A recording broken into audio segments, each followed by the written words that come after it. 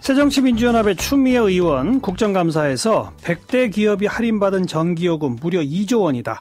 한전에 큰 피해 주고 있으니 산업용 전기요금 인상해야 한다. 이런 주장을 폈네요. 직접 연결해 봅니다. 추미애 의원 나와 계시죠? 네, 안녕하세요. 예, 100대 대기업이 2조 원 이상 할인받았다. 할인받았다는 게 무슨 뜻입니까?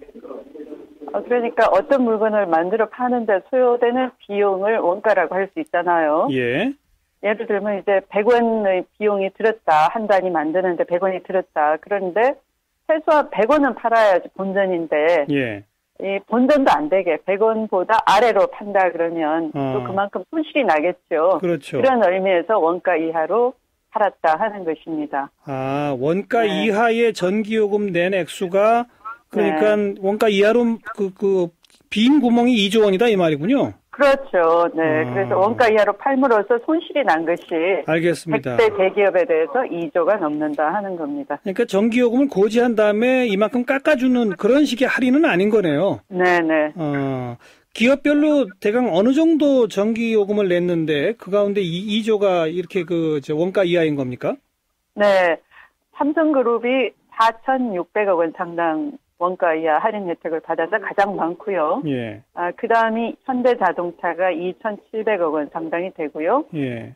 세 번째가 LG그룹이 2,400억 원, 네 번째가 포스코그룹이 2,000억 원 정도 상당이 됩니다. 이게 원가 이하의 액수가 그거라 이거죠. 그런데 이게 산업용 전기요금의 요금 제도 자체가 그렇게 돼 있으니까 기업 입장에서는 이게 무슨 할인도 하던 거냐, 우리는 요금 내라는 대로 냈다 이렇게 말하겠는데요. 네, 그러니까 무슨 말씀이냐면 이제 다양한 요금제가 있어요. 예. 우리가 이제 가정용, 주택용이죠. 있고, 그다음에 교육용 있고요, 농사용이 있고. 그래요. 예.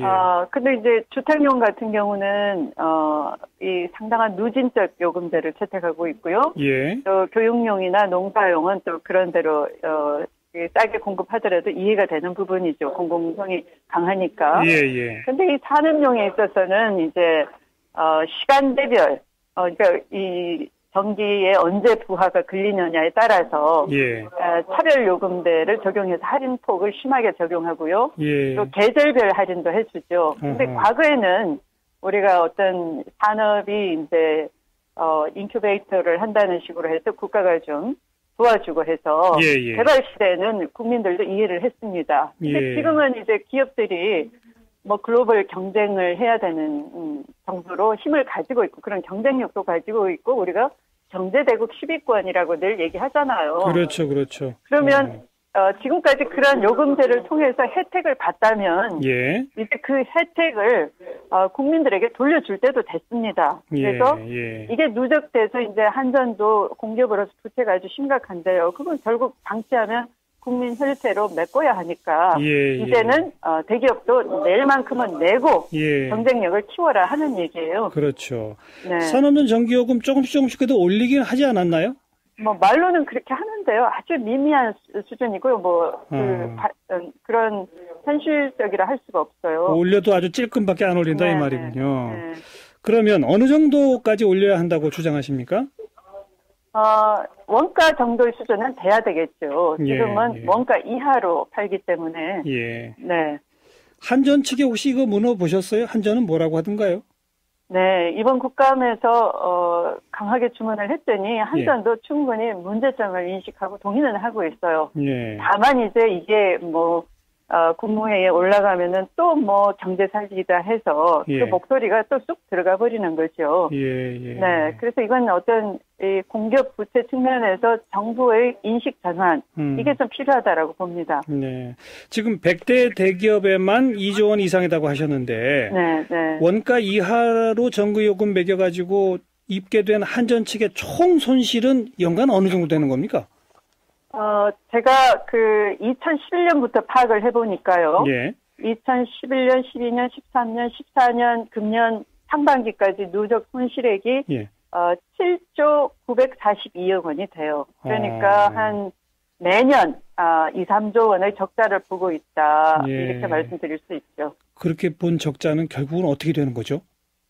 나중에 공기업 부채는 이제 국가 부채 포함되니까 그러니까요. 결국은 국민 혈세로 메꿔야 되겠죠. 알겠습니다. 네. 한전 측도 문제점 인식하고 올리고 싶다고 하는데 못 올린다 네. 이 말이군요. 네네. 이제 그 정부의 의지의 문제 아닌가 싶습니다. 알겠고요. 네. 그리고 이 이명박 정부 시절에 그 자원 외교 뭐 성과가 네, 거의 네. 없이 돈만 낭비했다 이런 지적이 나오고 있는데 추미애 네, 의원께서 지적하신 게 뭐 한전도 무슨 우라늄 개발했다고요? 네, 그렇죠. 이거 성과가 좀 있었습니까? 있으면 제가 지적을 하겠습니까? 음흠. 사실은 그 해외 자원 개발한다는 명목으로 지난 MB 정부에서 정말 무책임하고 무분별한 사전 점검 없는 전략 없는 그런 투자를 했어요. 예. 그래서 공기업으로서 이런 적자 기업, 대표적 적자 기업인 한전이 이제 캐나다의 우라늄 광산 2개에 예. 175억 원이나 투자를 했는데요. 예. 이게 그냥 꽝으로 돌아갔어요. 제로예요? 네, 그러니까 100개 정도 해당하는 구멍을 뚫어봤는데 예. 저품질의 우라늄이 발견되거나 아하. 어떤 거는 좀 품질이 괜찮아서 채굴을 하려고 하는데 그 채굴 비용이 너무 많이 들어서 알겠습니다. 경제성이 없거나 그랬어요. 예. 네. 이건 지적했더니 뭐라고 하던가요? 이것도 사업을 이제 정리를 해야 된다는 그 자체는 인식하는데 어느 누구도 책임지지 않습니다. 사실은 아까처럼 이것도 공기업의 잘못된 투자를 국민의 혈세로 나중에 메꿔야 하는 거죠. 그래서 이걸 뭐 투자 실명제를 해야 된다고 할지 뭐 그런 대책이 좀 필요하다라고 봅니다. 알겠습니다. 네. 근데 뭐 다른 자원 외교에서는 뭐 조 단위씩 손실을 보니까 뭐 175억 정도는 별로 이렇게 크게 무서워하지도 않나 봐요, 한전이. 이게 대표적 사례를 말씀드린 거죠. 답답합니다. 네, 예, 수고하셨습니다. 네, 수고하십시오. 새정치민주연합의 추미애 의원이었습니다.